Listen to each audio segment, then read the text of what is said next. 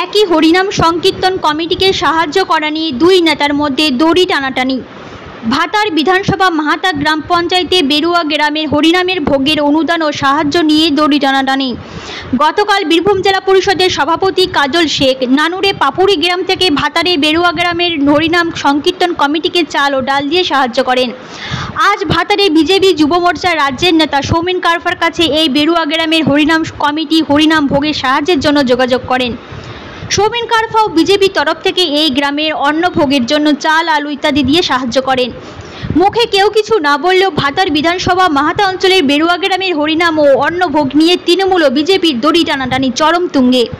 একদিকে বিজেপির সৌমেন কারফা, অন্যদিকে তৃণমূলের কাজল শেখ। পুরো বিষয় নিয়ে সরগরম ভাতারের রাজনীতি। ভাতার থেকে সঞ্জয় মণ্ডলের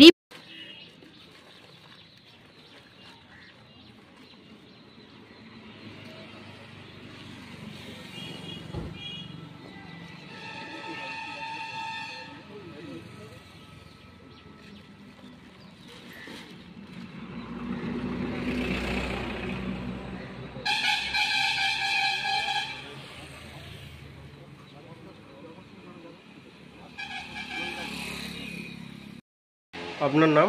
আমার নাম সত্যজিৎ মন্ডল। আপনার বাড়ি? বেরোয়া মাহাতা অঞ্চল বেরোয়া।